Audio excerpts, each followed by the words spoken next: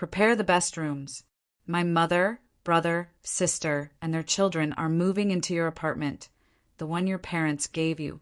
They're tired of rural life. That's what my husband demanded. But once my mother found out about this, a surprise was waiting for them when they arrived. But before we begin, please like and subscribe to the channel. Thank you, and enjoy the story. Marina stood in the middle of the laboratory when her phone vibrated in her lab coat pocket. The screen lit up with a message from Greg. Don't be late today. We need to discuss something important. Short, dry, without the usual emojis. Something was wrong. She quickly finished writing up the analysis results in her journal and removed her gloves. The work of a chemical analyst demanded precision, but right now her thoughts were scattered. In 10 years of marriage, Greg had never texted in that tone. Usually he sent long voice messages or just called. Marina grabbed her bag from the locker and headed for the exit. Her colleague Svetlana called out to her, but Marina just waved, citing urgent business. On the way to the subway, she reread the message. Important. What could be so important? They'd paid off the mortgage a year ago. They hadn't taken out any loans. Marina's parents were healthy. She'd talked to her mom that morning. Maybe something with his work. Greg worked at a factory as a foreman in the shop, made decent money, but there were no special prospects. The key turned in the lock with its familiar click. The apartment greeted her with silence. Greg wasn't home, even though his shift ended before hers. Marina kicked off her shoes and went to the kitchen. His phone lay on the table. He must have forgotten it.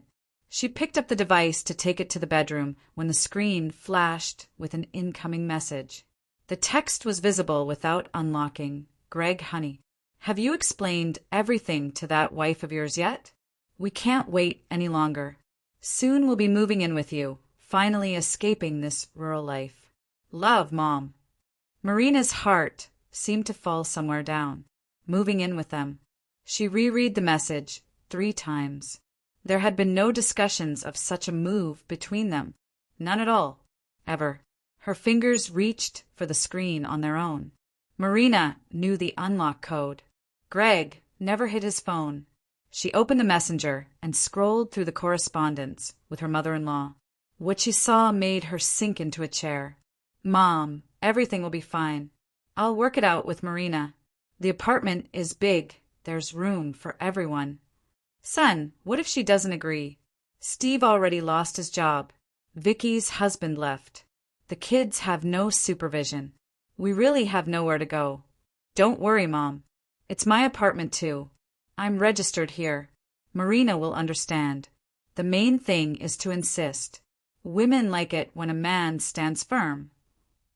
The correspondence was dated 3 weeks earlier.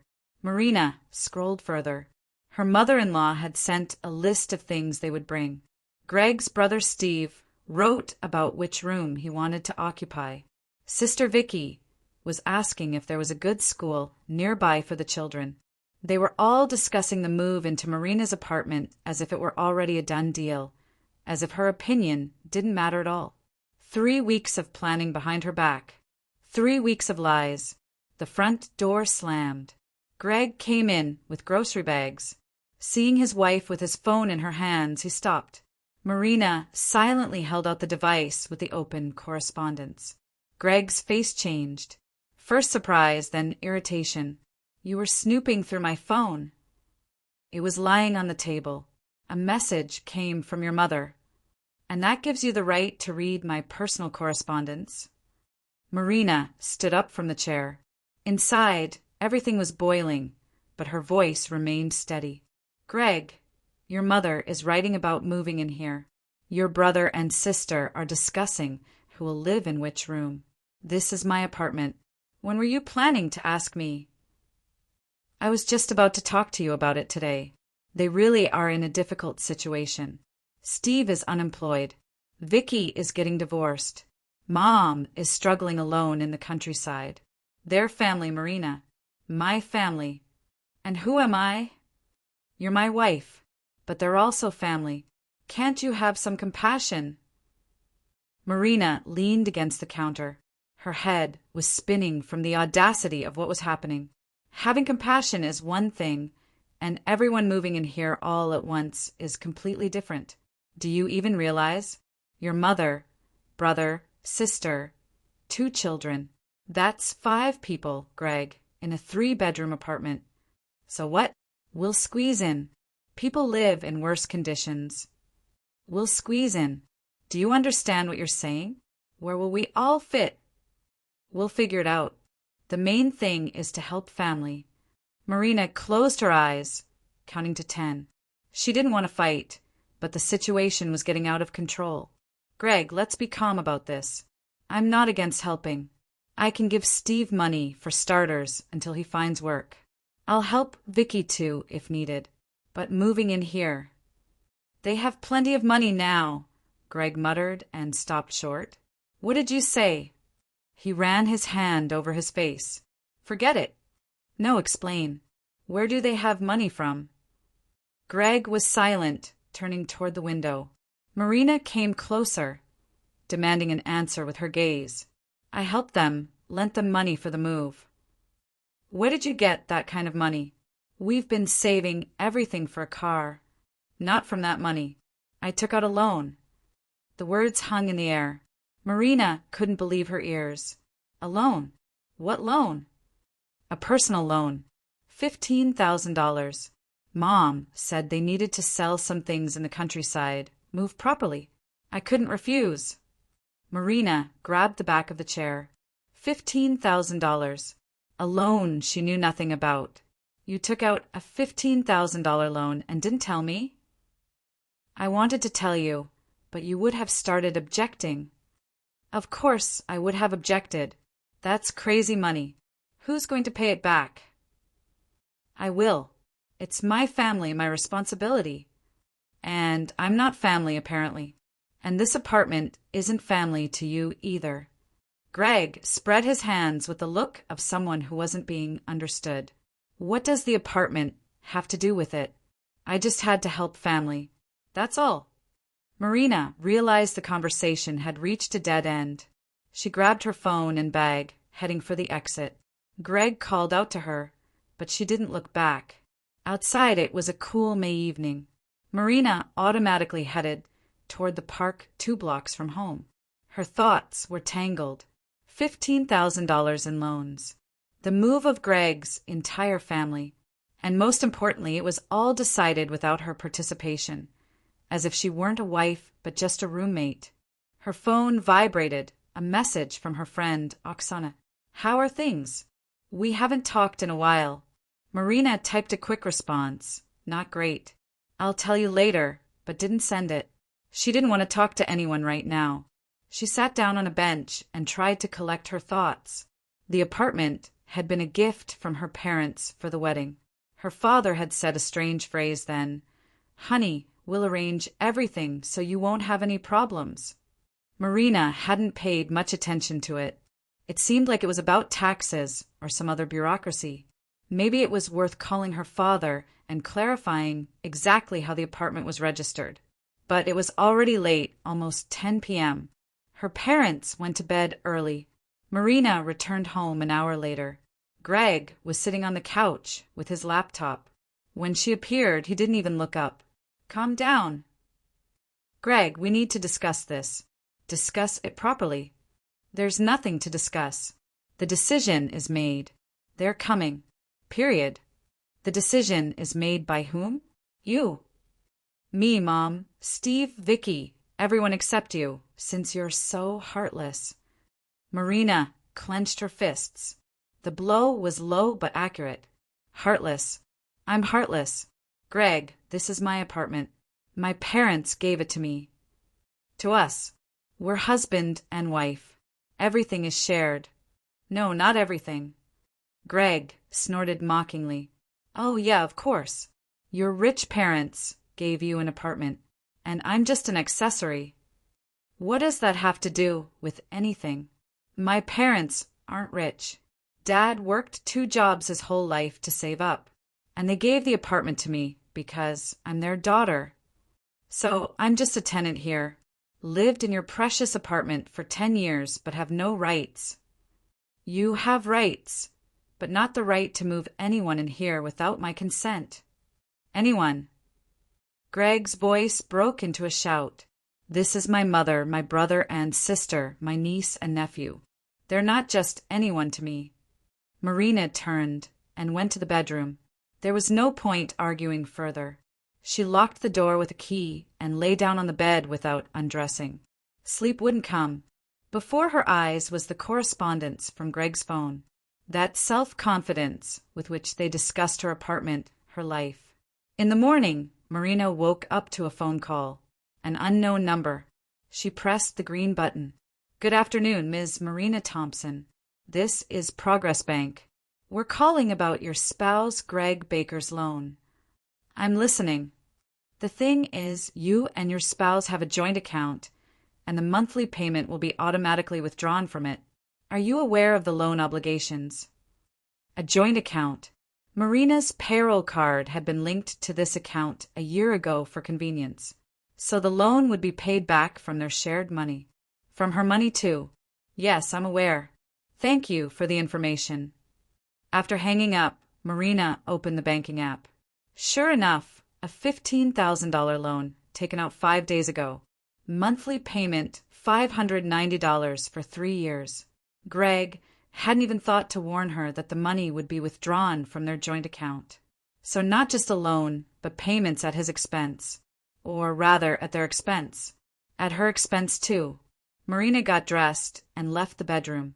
Greg had already gone to work. On the kitchen table lay a note. For lunch, money in the drawer. We'll discuss the details tonight. Details? What other details?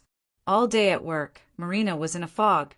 Colleagues asked her things, but she answered mechanically. In her head, the same question kept playing. What do I do? That evening on her way home, she decided to stop at the supermarket. She needed to buy groceries. The fridge was almost empty. Marina filled a basket and went to the checkout. Her card was declined. Insufficient funds. The cashier smiled awkwardly, suggesting she try another card. Marina opened the banking app again. $1,150 had disappeared from the account. The withdrawal was processed that morning. Transfer to recipient. Recipient Vera Baker, her mother-in-law. Her hands trembled. Marina apologized to the cashier, left the basket, and went outside.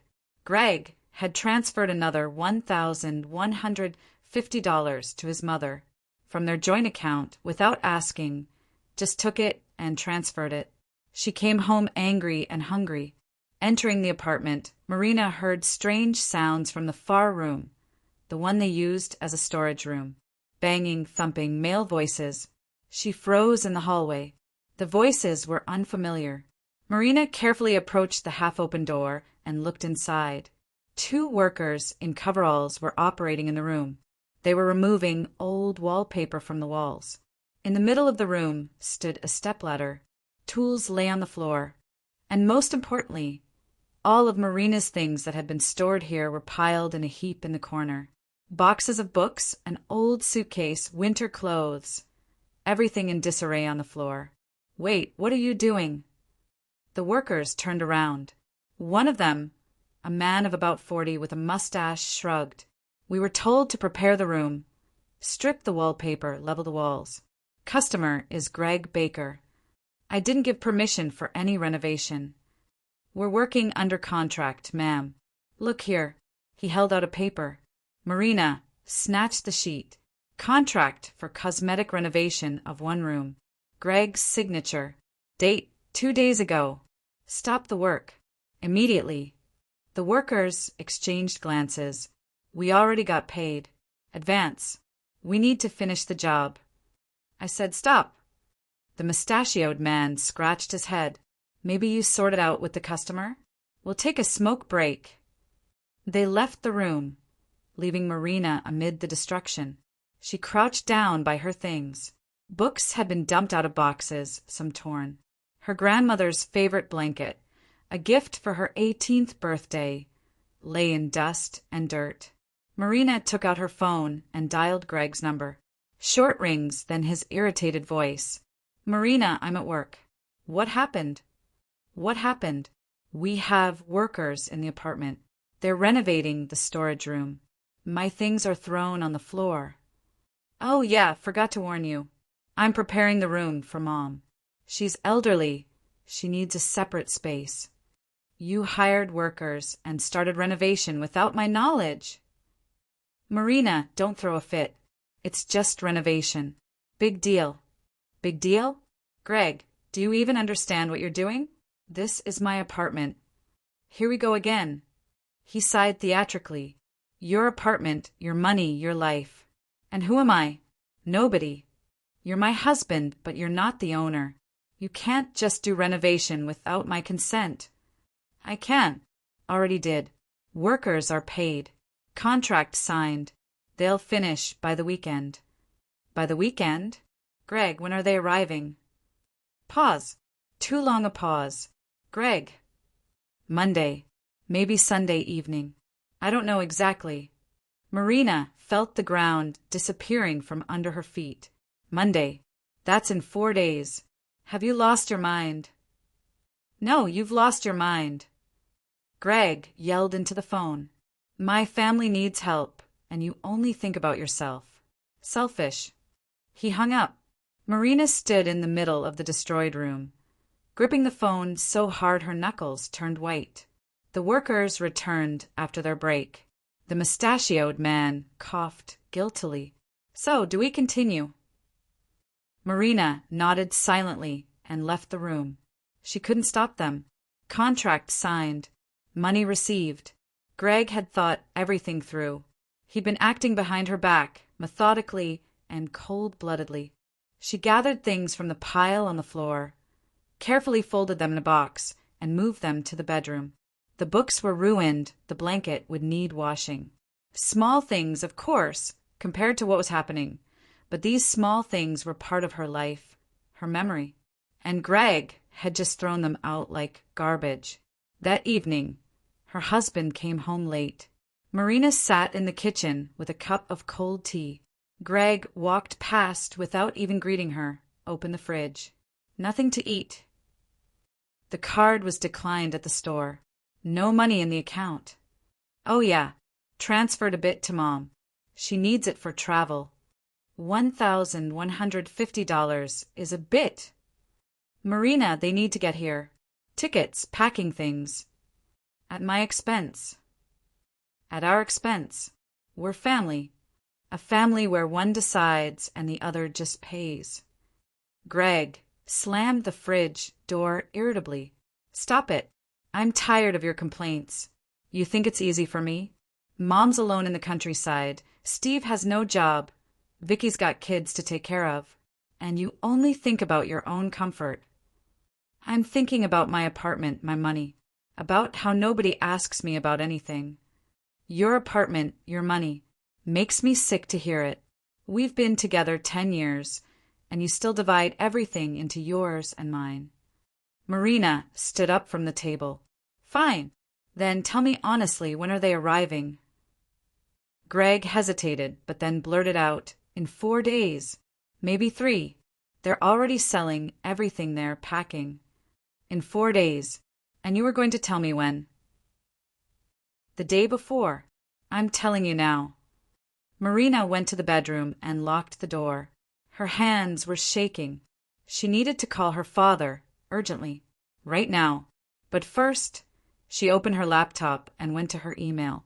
The apartment documents should be saved there.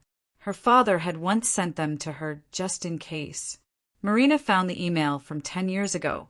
Attachments: scans of the deed of gift, technical passport, extract from the property register. She opened the deed of gift and started reading. Standard text, standard wording. Apartment gifted to daughter. Parents as donors. Everything simple and clear. But at the end of the deed was a clause Marina hadn't paid attention to before.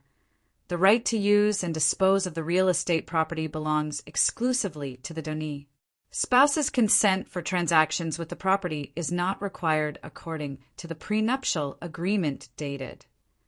Prenuptial agreement. Marina remembered. Her father had insisted on signing it before the wedding. Back then, it seemed like a formality, an extra piece of paper. Greg had even joked. "So, does your father-in-law think I'm a crook?" But he'd signed without looking. Marina found the prenuptial agreement in her email too, opened it, skimmed through the text, and was stunned. According to the agreement, all property received by spouses as gifts from relatives was their separate property. The apartment, gifted by Marina's parents, belonged only to her. Greg had no rights to it, even in case of divorce. Moreover, for any transactions with the apartment, including registering third parties, Marina's notarized consent was required. And registering someone without that consent was impossible. Marina reread the clause 3 times. So Greg couldn't just bring his family here and register them. Legally, he was only temporarily residing here. He had the right to live, but not the right to dispose of the property. She picked up the phone and dialed her father's number. Late, of course, but this couldn't wait. "Honey." Her father's voice was alarmed. "What happened?" "Dad, I need to talk to you. Urgently." "I'm listening." Marina briefly outlined the situation. Greg's demands, the loan, the renovation, plans to move in his entire family. Her father listened silently, only occasionally sighing. "And what do you plan to do?" he asked when his daughter finished. "I don't know, Dad. Before, I just gave in on small things, but now I can't turn my home into a communal apartment, and I don't want to live with people who don't even think to ask my opinion." Her father was silent for a moment. "Marina, do you remember whose name the apartment is in?"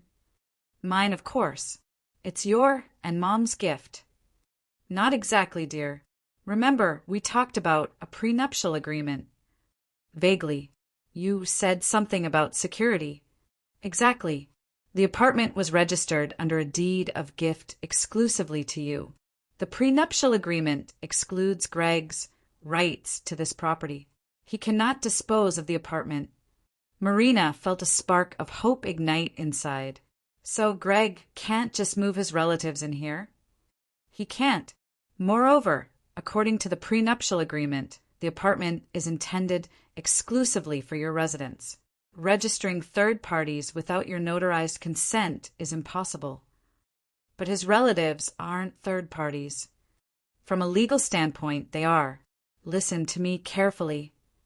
Her father's voice became serious. "If Greg insists on his way, I'm ready to take action. But first, we need to find out how far he's willing to go."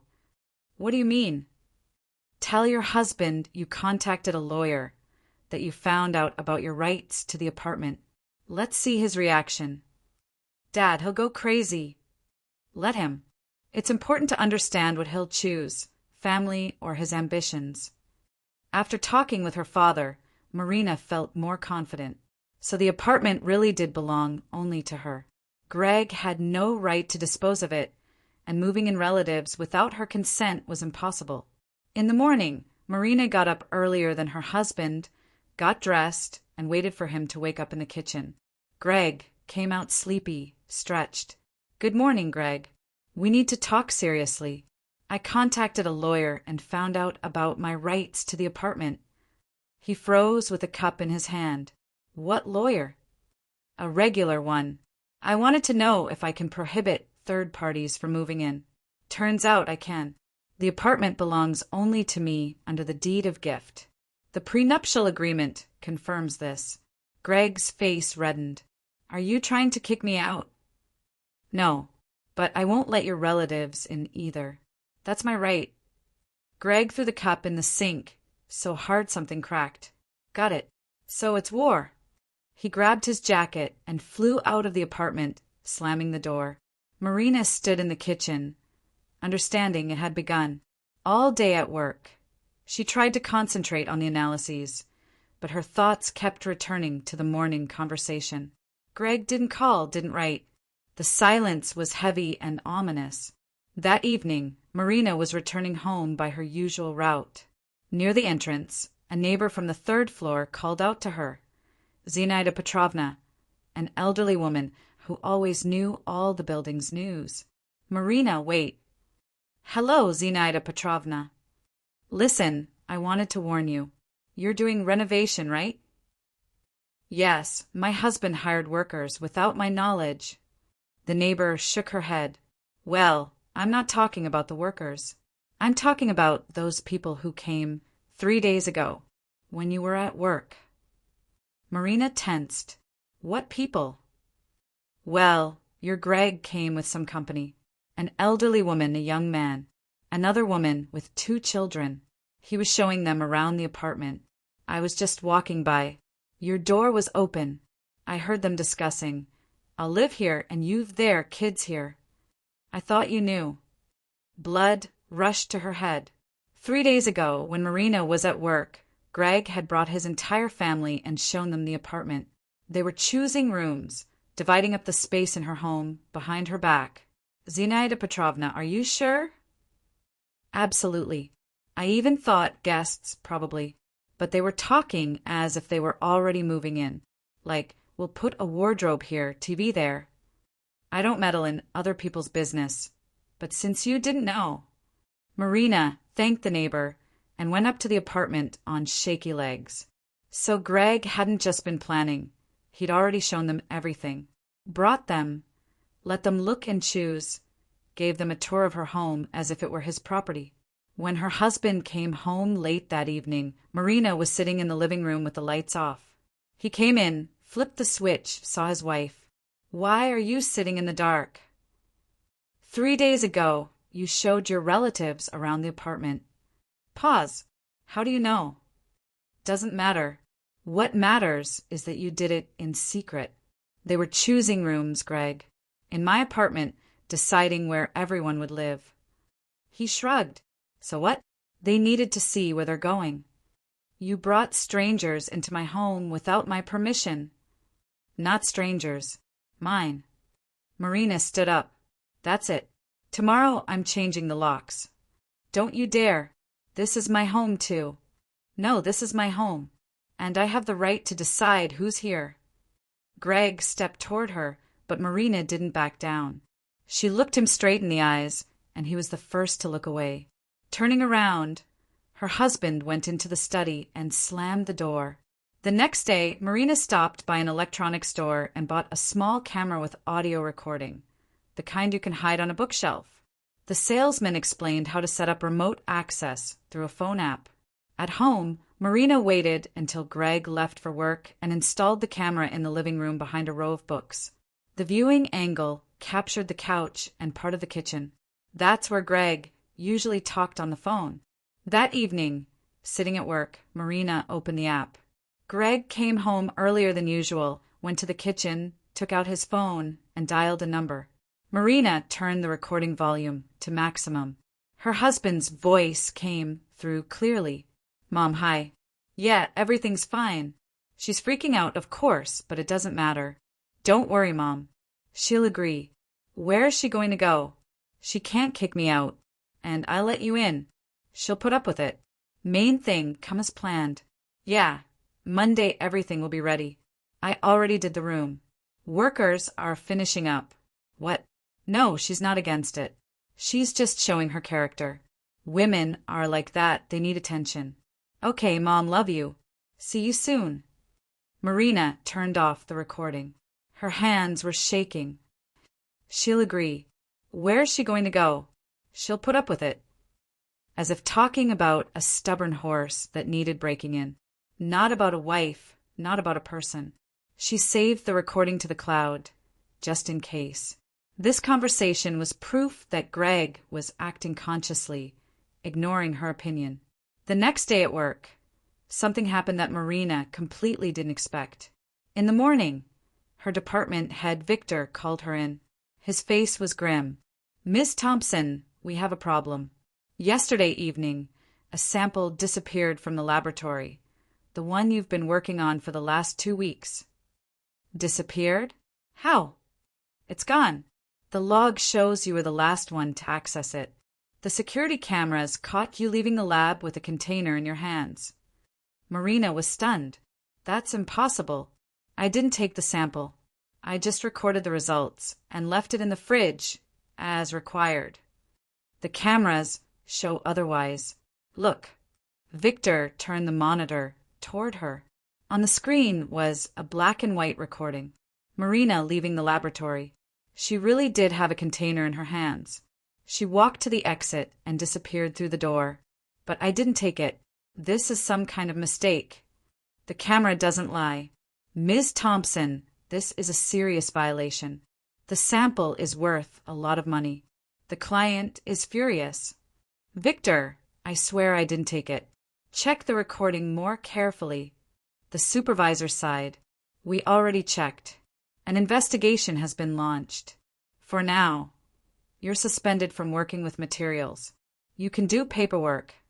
Marina left the office in complete shock. A setup. A pure setup. But who and why? At lunch, she reviewed the recording herself, requesting a copy from security.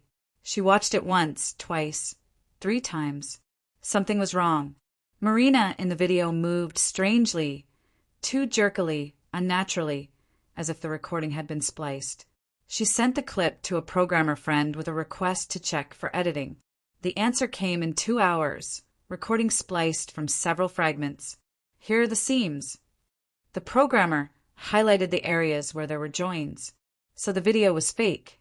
Someone had edited it to make it look like Marina was taking out the sample. But who, and most importantly, why? She returned to her supervisor with proof of the editing. Victor looked at it and frowned. This changes things. We need to find out who faked the recording. The security service pulled up the access logs to the server with video recordings. It turned out that 3 days ago, an external IP address had connected to the system. The trail led to TechSnap, a neighboring organization that the lab often collaborated with. Marina knew this company.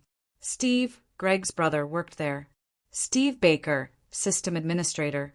All the pieces fell into place. Greg had asked his brother to set everything up so Marina would be fired or suspended. Without work, without salary, she'd become more agreeable, easier to control, dependent. The plan was simple and vile. Marina felt anger boiling inside. Greg had gone to crime. His brother had helped him. All to force her to submit. She gathered all the evidence, the programmer's report, access logs, information about Steve Baker, and gave it to her supervisor. He promised to look into it and call the police. This is already a criminal case, Ms. Thompson. Document forgery. Attempted theft. We'll file a report. Marina left the office and dialed Greg's number. He answered on the 3rd ring. Hello. Your brother Steve faked video footage at my work. Tried to frame me. The police are investigating now. Want to explain why you did this? Silence. Then Greg laughed nervously. I don't know what you're talking about. You know perfectly well. You want to be fired, so I'd agree to everything without work and money. Right. You're talking nonsense. Steve is facing criminal charges. Document forgery is a felony. You too as an accomplice. Think about it. She hung up. Her hands trembled with fury. Greg had crossed the line. He wasn't just putting moral pressure on her, he'd committed a crime. That evening, Marina came home to find Greg wasn't there. His things were in place, so he'd just gone somewhere. She went to the bedroom and accidentally knocked over her husband's bag standing by the bed. It fell. The contents spilled on the floor. Marina crouched to collect the wallet, keys, papers. Among the papers was a sheet folded in quarters. She unfolded it and froze. A power of attorney. For conducting transactions with the apartment from Marina Thompson. Except the signature wasn't hers. A forgery, and a clumsy one. The letters crooked, the ink uneven. Below lay another document, a draft purchase and sale agreement for the apartment. Buyer, Vera Baker. Greg's mother. Transaction amount, $15,000. The exact amount Greg had taken out in a loan. The scheme was simple and brazen. Greg was going to forge the power of attorney, sell the apartment to his mother for a symbolic sum, and then do whatever he wanted. Formally, his mother-in-law would become the owner, and kicking them out would be impossible. Marina photographed the documents and immediately called her father. Dad, I have documents here. Greg, tried to forge a power of attorney. He wanted to transfer the apartment to his mother. That's a criminal offense. Marina, you need to go to the police. I will, but first I'll show a lawyer. I need official proof. Make copies of everything and go to the police immediately. These things aren't forgiven.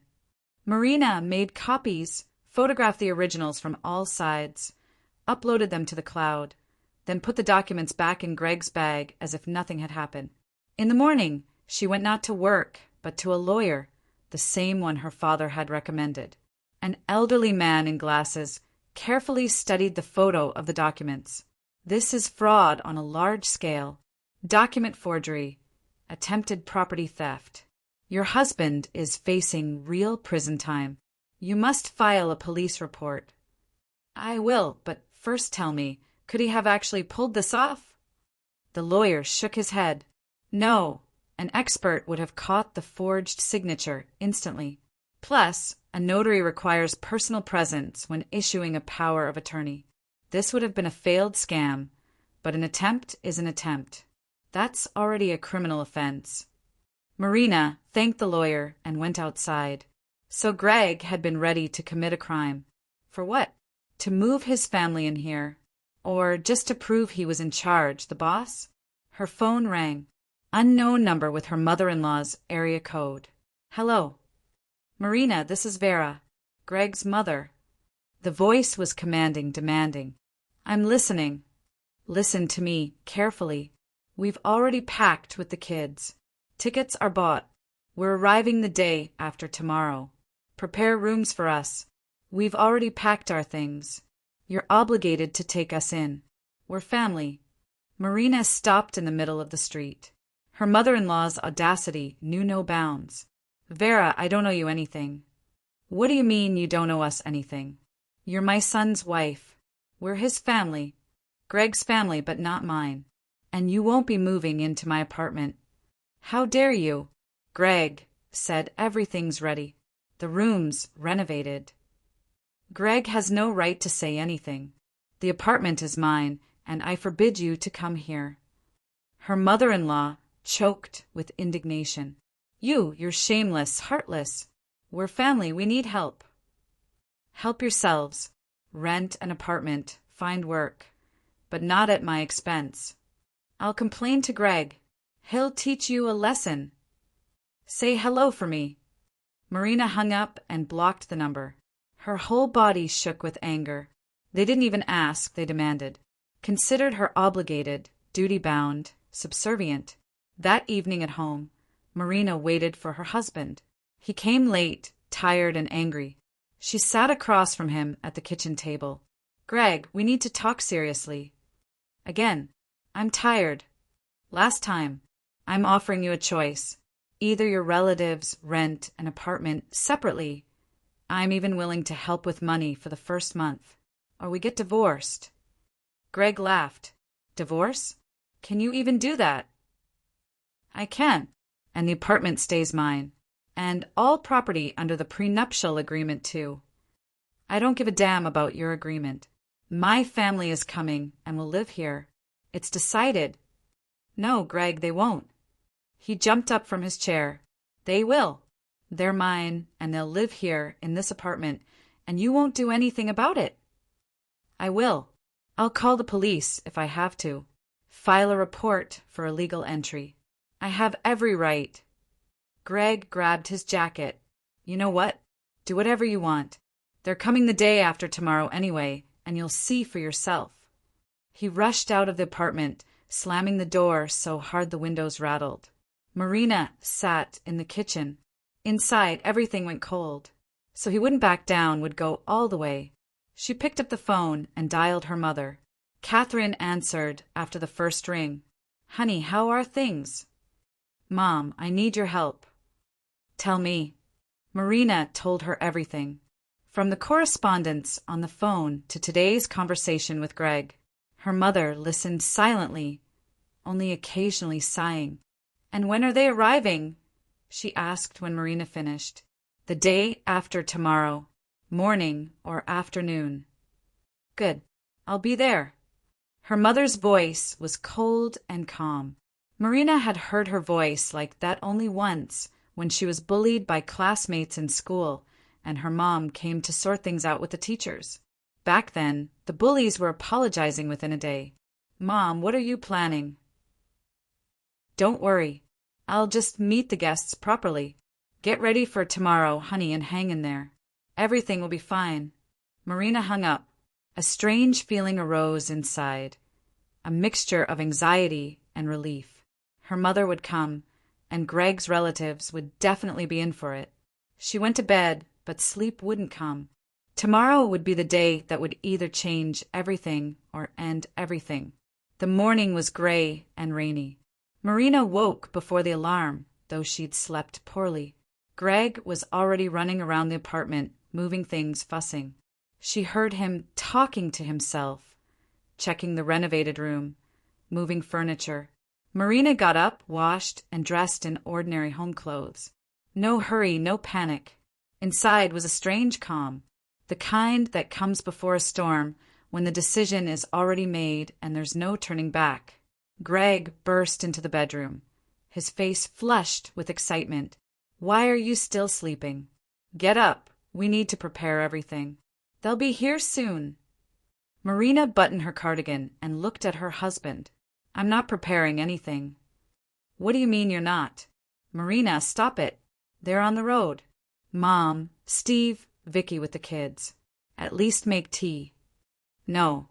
Greg jerked toward her, but stopped. Something in her gaze made him go silent. Marina walked past him to the kitchen, poured herself coffee, and sat by the window. Her husband followed her, getting more and more nervous. "You're planning something, aren't you?" Marina sipped her coffee without answering. "Marina, I'm talking to you. What are you planning?" "Nothing." "You're lying. You have that look. You're going to do something, aren't you? Don't you dare. You hear me? Don't you dare ruin their arrival." Marina remained silent. Greg paced nearby, now coming closer, now backing away. His confidence was melting with each minute. At noon, Greg's phone made an incoming message sound. He grabbed the device, read it, and broke into a smile. "That's it, they're leaving. They'll be here in 3 hours." Marina nodded and finished her cold coffee. 3 hours. So Mom would arrive about the same time. She'd specifically calculated to be here simultaneously with the uninvited guests.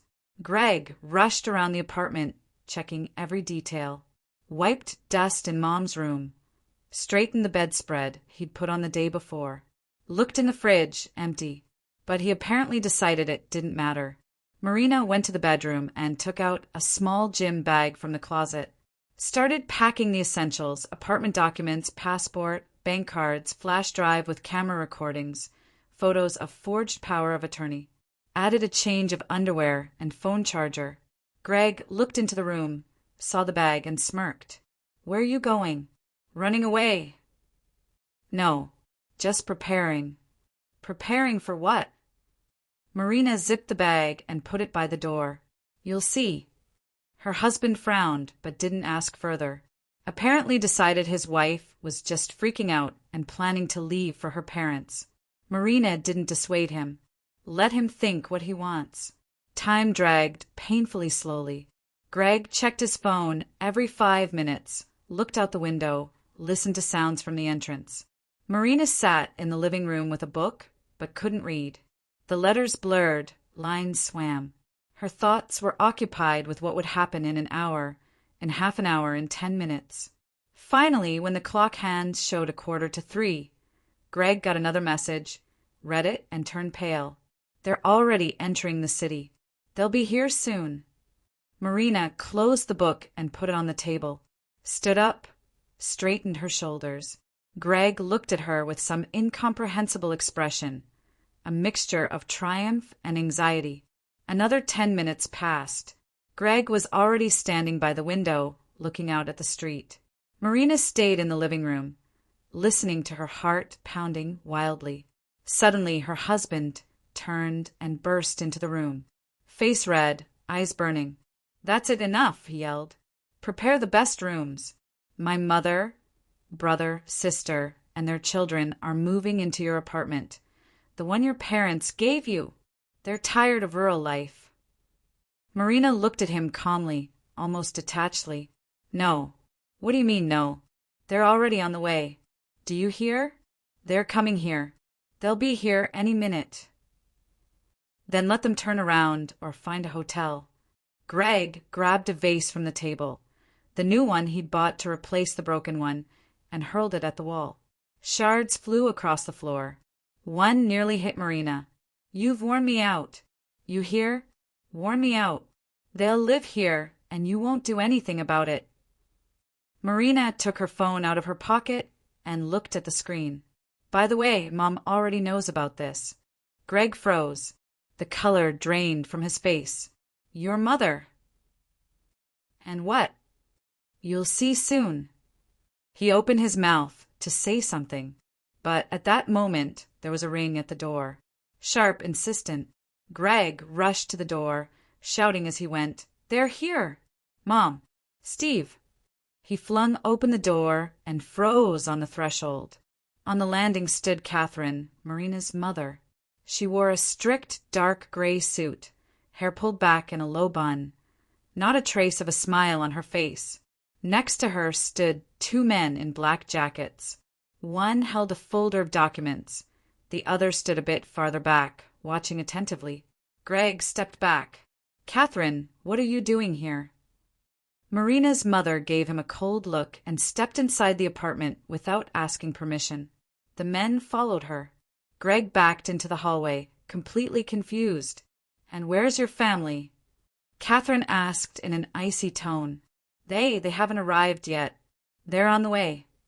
I see. She walked into the living room where Marina stood. Mother and daughter exchanged glances. Marina nodded. Everything was going according to plan. The next 10 minutes dragged on endlessly. Greg rushed around the apartment, not knowing what to do. He called his mother, but she didn't pick up, probably driving or on the road.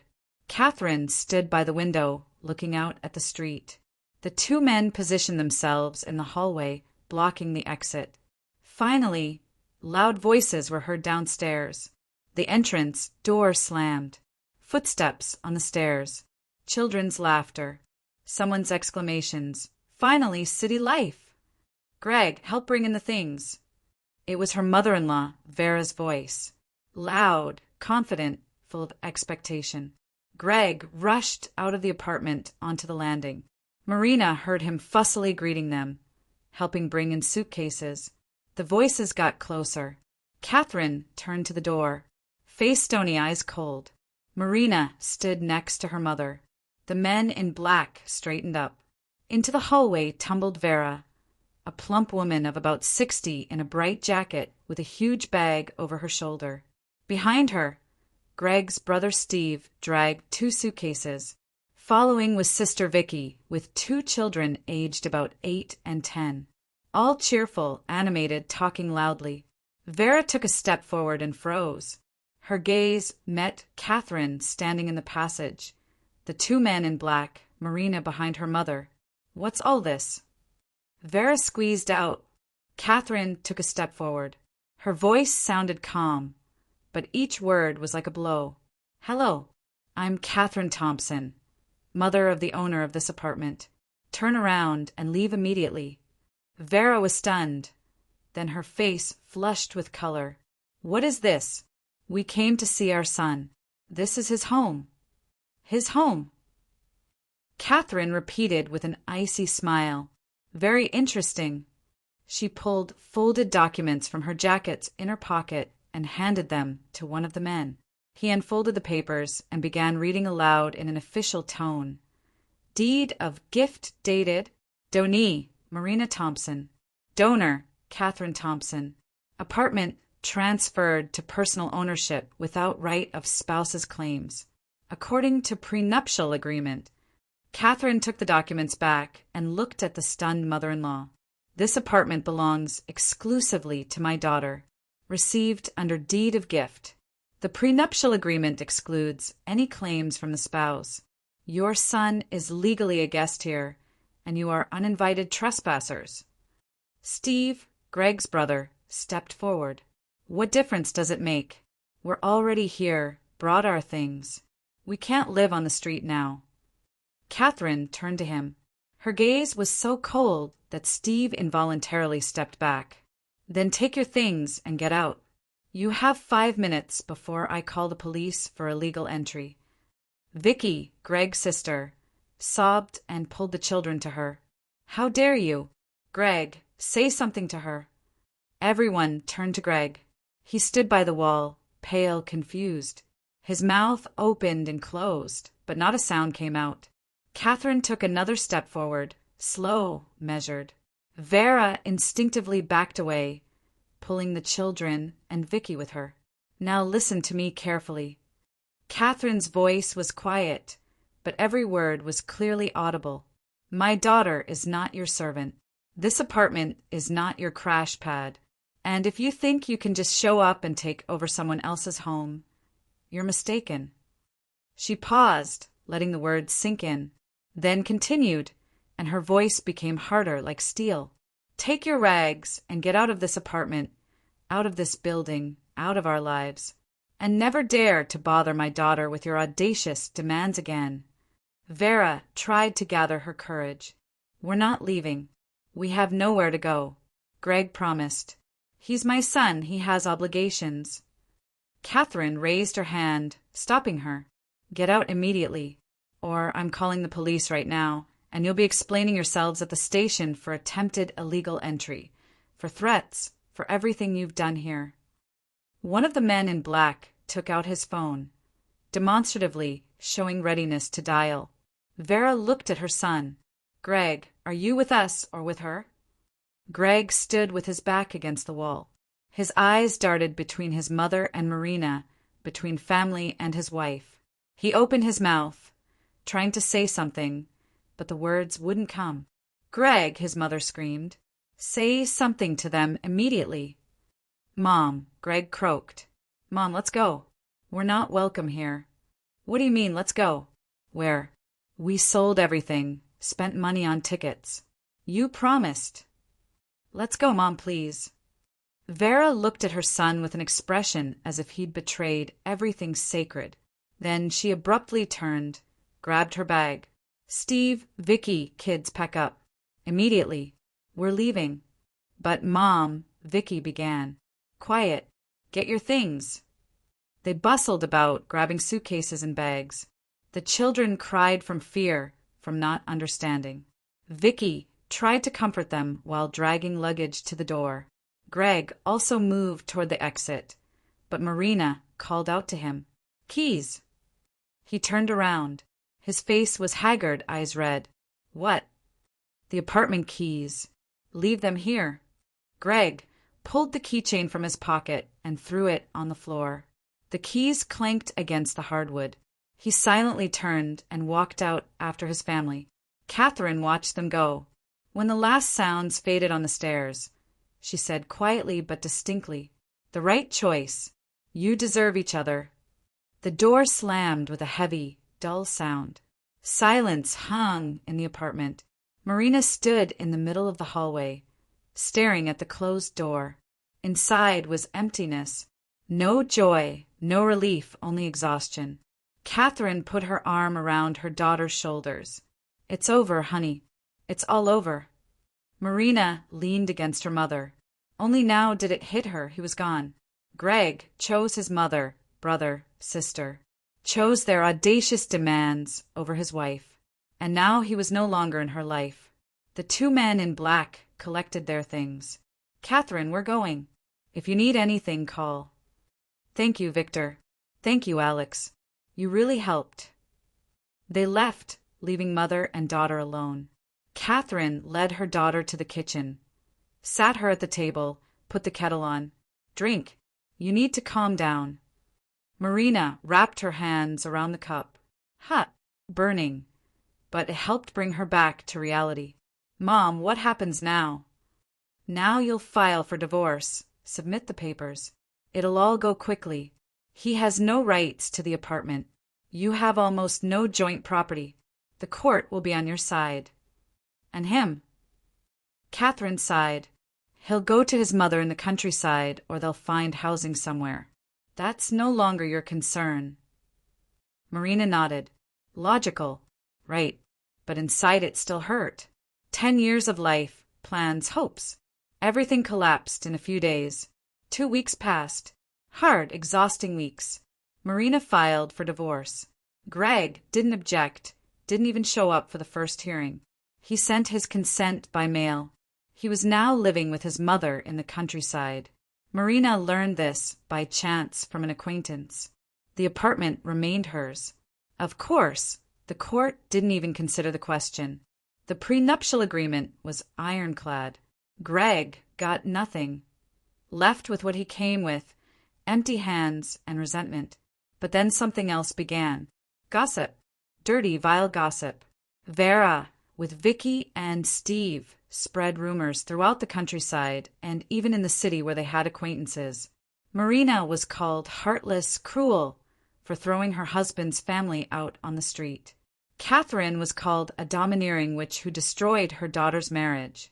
Some acquaintances turned away, those who believed the rumors or just didn't want to deal with it. Marina learned not to pay attention, but it hurt, especially when colleagues at work whispered behind her back. The court proceedings dragged on. The lawyer warned that Greg might try to contest the prenuptial agreement, demand compensation. So far, nothing like that had happened, but the threat hung in the air. Marina stood by her apartment window. Outside, autumn rain drizzled. The city was drowning in grayness. The freedom she'd fought for turned out not to be as sweet as it had seemed. The apartment was hers, yes, but with it came loneliness, exhaustion, endless proceedings. Her phone vibrated. A message from an unknown number. "You'll regret this. We'll be back and you'll pay for everything." Marina blocked the number without thinking. This was already the third such message this week. Vera wouldn't calm down, made plans to return, threatened, tried to intimidate, but Marina wasn't afraid. Tired, yes. Exhausted, definitely, but not afraid. She'd made a choice, defended what was hers. And even though the price turned out to be high, loneliness, gossip, stress, she didn't regret it because giving in would have meant losing herself, and that would have been far worse. The rain outside the window intensified. The city plunged into twilight. Marina closed the curtains, turned on the light in the kitchen. Her mother poured soup into bowls. It smelled of dill and homey warmth. Life went on. Difficult, not easy, but her own. And that was the main thing.